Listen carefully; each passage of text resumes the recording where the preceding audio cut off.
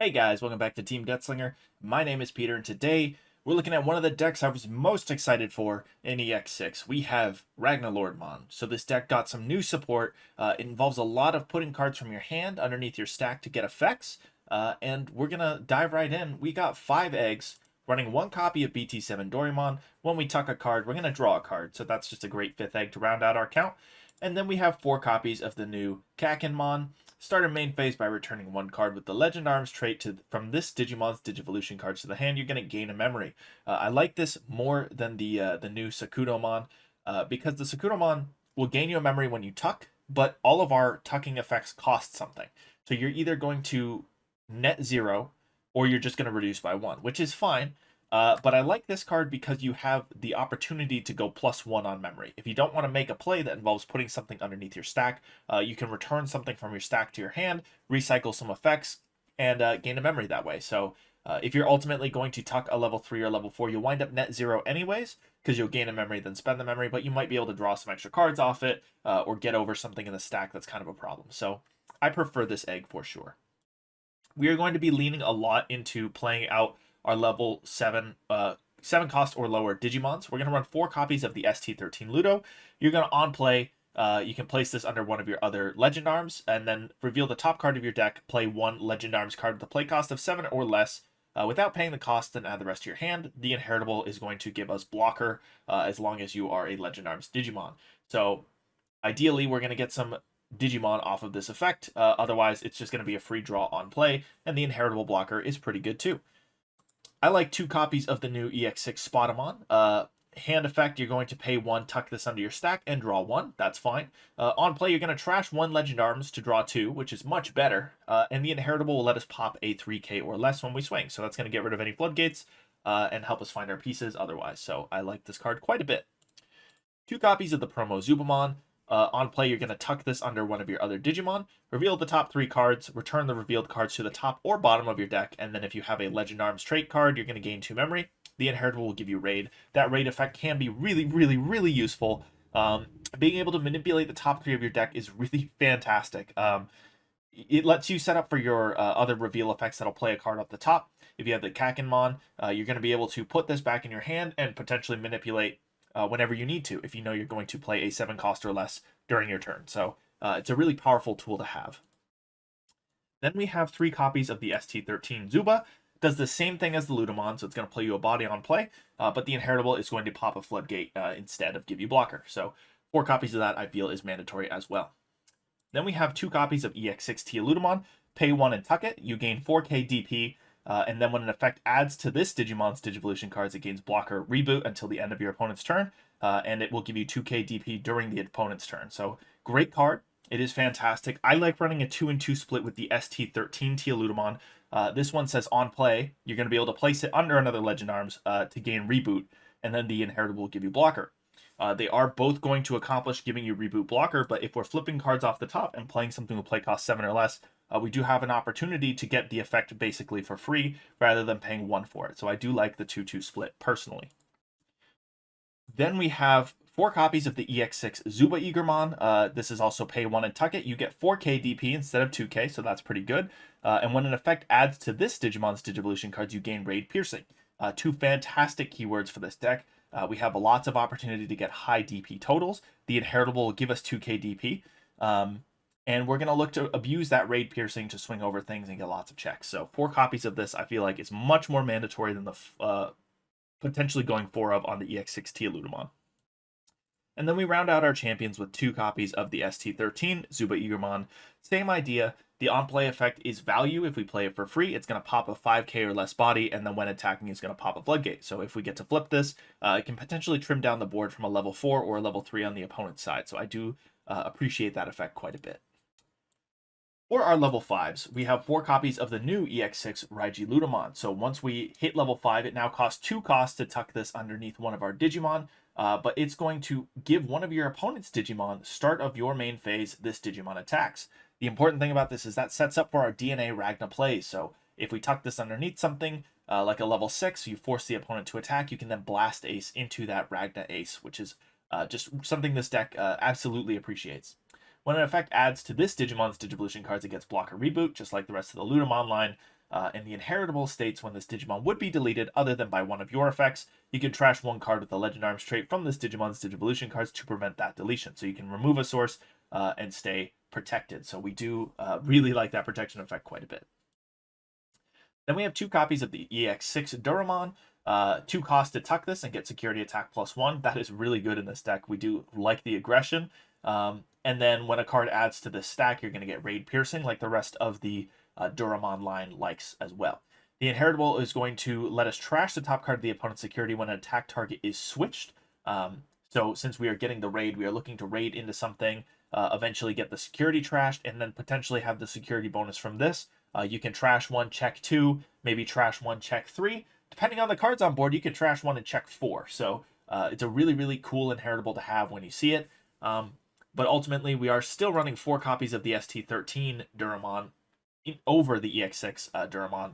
When this Digimon would digivolve into a card in your hand that's black or has Legend Arms, you reduce the cost by 1. That's fantastic. But the inheritable lets us DNA end of turn. So we do set up for the old Ragna plays as well.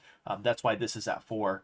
And I feel the old RaijiLudomon, while it has the same inheritable, is just so much worse than the new RaijiLudomon that I'd rather go 4 copies of this for our DNA inheritable. So that is it for our level 5s. We are running them a little bit heavy. That's because we have the ability to play out cards from the top deck at 7 cost or less. So that, we do want to increase the odds that we see a level 5 off the top that we can play. We have 1 copy of the EX6 Bryweludra. You pay 3 and tuck this one to de-digivolve 1 on all of your opponent's Digimon with as much or less DP as that Digimon. It's a good effect. I definitely feel this one's a little underwhelming compared to the old Bryweludra. It does have blocker reboot, and when digivolving until the end of your opponent's turn, one of your Digimon is not affected by the effects of your opponent's Digimon, which is fine. It's okay. The inheritable gives you blocker, and as long as you're RagnaLord, you can't leave the battle other than by your effects or deletion. So 1 copy of this, mostly for the hand effect, I feel like is fine. Then I like 3 copies of my ST13 Bryweludra. Your turn, once per turn, when one of your effects places a Digivolution card under this Digimon, your opponent's effects cannot delete this Digimon or return it to its owner's hand or deck until the end of their turn. That is quite strong. And then when digivolving, reveal the top 3 cards of your deck. You play a 7 cost or less Legend Arms body without paying its cost. The rest go bottom deck. And the inheritable will say that your RagnaLord is not affected by the effects of your opponent's Digimon. So because this new support allows us to tuck pieces so much easier, I feel like this card just shines so much more than the new Breway. So I have it at 3 over the new one. Then we have 2 copies of the new EX6 Duramon. So you pay 3 and tuck it to pop one of your opponent's Digimon with as much or less DP as the Digimon you tuck this underneath. So it's effectively a 3-cost kill spell in this deck because we're going to have some insane DP boosts in this deck. We get Raid and Piercing on this guy, and then when digivolving, one of your Digimon may attack, so you get kind of a pseudo blitz, which is really nice because we do struggle a little bit with memory in this deck. There's not many boosts that fit, really, because we are not multicolored, we are just really red or black. And the inheritable is going to give us Piercing, and you do not activate security effects on cards that you check. That is a little bit better than the old Durandamon, because the old Durandamon just turns off security effects on options. This will turn off security effects on Digimon and Tamers as well, so that is important to know. 2 copies of the old Durandamon. I really like that security attack +1 when something is tucked underneath. So if you tuck that new Duramon underneath this to get security attack +1, we're at 4 checks plus 3k DP. You're going to play a level 7 cost or less off the top, and the inheritable is going to turn off option cards on your RagnaLord. So that is a really powerful tool to have. Swinging 4 checks is just, it's great. And you can trash the card from security, so we do like that a lot. 2 copies of the new RagnaLoardmon Ace. The new hand counter for Blast DNAs is going to work if you have a level 6 on board. Opponent swings, you tuck the level 6 that is not on board underneath your existing level 6 and you DNA into this. You get Raid Reboot, and on play when digivolving, trash the top card of your opponent's security, and if this Digimon isn't affected by your opponent's effects until the end of their turn, and then if you DNA digivolve, you de-digivolve 1 on all of your opponent's Digimon and delete one of their Digimon. So this does literally everything you want. It is a great defensive tool. Ideally, you should have blocker on it, and you should be able to get Raid. Well, you have Raid. You should be able to get Piercing and a lot of checks. So this is going to block, and then you're going to be able to start swinging over your opponent's guys. It's going to de-digivolve everything to make them smaller to make sure that your block is actually good. So this is just a fantastic piece of support for this deck. 2 copies of the old RagnaLord. It has Blitz when digivolving, and then if you DNA, for every 4 cards in its sources, you're going to delete one of your opponent's Digimon with a play cost 20 or less, and then trash the top card of their security. This does get nuts. Sometimes you will trash like 3 security and then swing in for 2 checks. It's just really good. And then when a card is removed from a player's security, you're going to unsuspend. So you can OTK with this card. If the stars align, you can go from 0 to 100 real fast with this guy. So I do like enabling the plays with him and keeping him in the deck.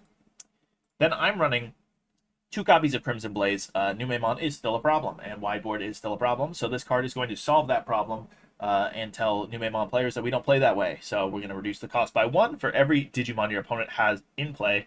And then main, you're going to delete all your opponent's Digimon 6k DP or less, and they can't play Digimon by effects till the end of their next turn. It's a versatile tool, feels great in security, so I like running 2 copies of it in most of my red decks.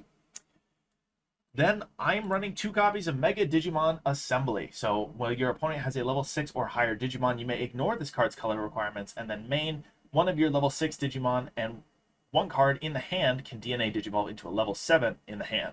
And then the security effect is going to return a level 6 from trash to hand, then add this card to hand. It's just a great comeback card if your opponent's dominating the board. You got something in raising and you don't quite have the sauce.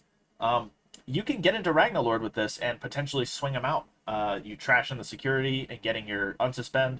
I just feel like it's a great tool to have in the deck. You won't always play the card. It is not always fantastic, but when it shines real hard. I think it's tons of fun in testing. And then I'm running 2 copies of BT1 Tai Kamiya. It is a memory setter. I feel like this deck really appreciates the memory setter. It enables a lot of plays for you because we're not going to get choked out to 1, potentially 2 with our egg, but you know. And all of your red Digimon with 4 or more Digivolution cards get security attack +1. So that's how we can swing 5 checks with this Durandamon. If the Duramon gives it security +1, we're at 3 checks, and then you get the inheritable trash and security, and then you have this tie to give +1. You're at +3, so you get 4 checks, trash and security. What else could you ask for? You could then just straight up Digivolve into the RagnaLord to swing a Blitz check and win. So I think it's a great tool in this deck. I say that about a lot of cards, but you know, it fits. It fits really well. So that is it for my RagnaLord deck profile. There's lots of ways to play, lots of hand effects that you can use, and lots of existing support. So let me know what you guys think in the comments down below. What are you doing with this deck to play it the way that you like? Thank you guys for watching. Have a great day.